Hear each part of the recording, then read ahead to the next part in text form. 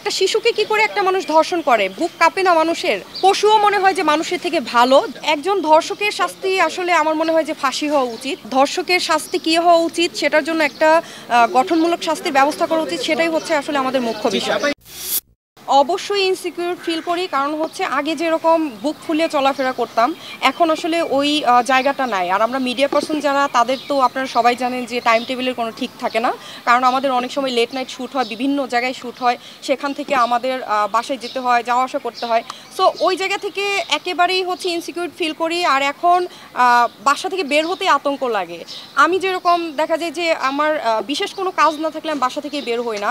আর এখন রাত 9টা 10টা বাজলে একটা আতঙ্ক তৈরি হয়। ইনফ্যাক্ট দিনের বেলা অনেক অকারেন্স হচ্ছে, ধর্ষণ সেটা তো চলছে, ইনফ্যাক্ট হচ্ছে বিভিন্ন ছিনতাই, মারামারি, ডাকাতি, এগুলো তো অহরহ। আমরা ঘুম থেকে উঠেই দেখি যে প্রত্যেকটা দিন খুনাখুনি, মারামারি, ধর্ষণ এগুলো হচ্ছে। আসলে এই এই জায়গা থেকে আমরা কবে হচ্ছে নিস্তার পাবো জানি না, কারণ দিনকে দিন এই জিনিসগুলো বেড়েই যাচ্ছে। তো আমাদের আসলে জানমালের নিরাপত্তা খুবই দরকার। আমরা খুবই অনিরাপত্তায় ভুগছি, আমাদের জীবনযাপন খুবই দুর্বিষহ হয়ে যাচ্ছে।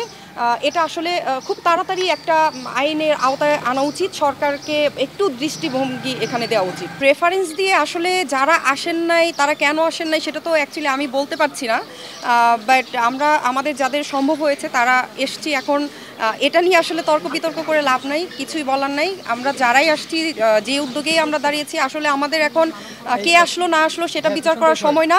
আমাদের হচ্ছে ধর্ষকের শাস্তি কী হওয়া উচিত সেটার জন্য একটা গঠনমূলক শাস্তির ব্যবস্থা করা উচিত, সেটাই হচ্ছে আসলে আমাদের মুখ্য বিষয়।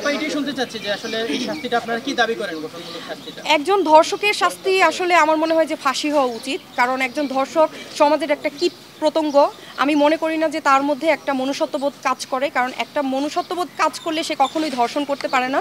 আর শিশু ধর্ষণ, এটা তো আসলে মানে পশুও মনে হয় যে মানুষের থেকে ভালো, যে মানুষটা শিশুকে ধর্ষণ করতে পারে। একটা শিশু, সে নারী, সে যে একটা নারী সেই অবস্থাতেই তো সে থাকে না। একটা শিশুকে কি করে একটা মানুষ ধর্ষণ করে? বুক কাঁপে না মানুষের?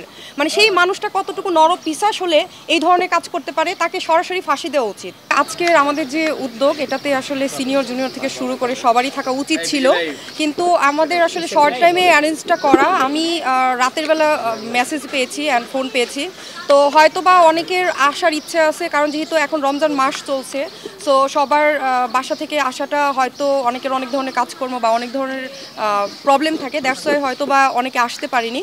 বাট এই জিনিসটা যদি একটু আগে থেকে 2-3 দিন আগে থেকে আমাদের প্ল্যান করা হতো, আমার মনে হয় যে অনেকেই আসতো।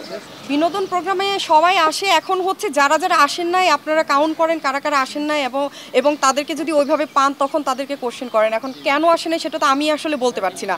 আমার সম্ভব হয়েছে, আমি যদি অনেক অসুস্থ, তারপর আমার মনে হয়েছে এখানে থাকা উচিত, যাওয়া উচিত, আমি এসেছি। এখন কেন অন্য শিল্পীরা আসে নাই সেটা তো আমি বলতে পারবো না, কারণ এটার দায়ভার তো আমার না। খবরের কাগজ, নিখাত, নির্ভীক, নিরপেক্ষ।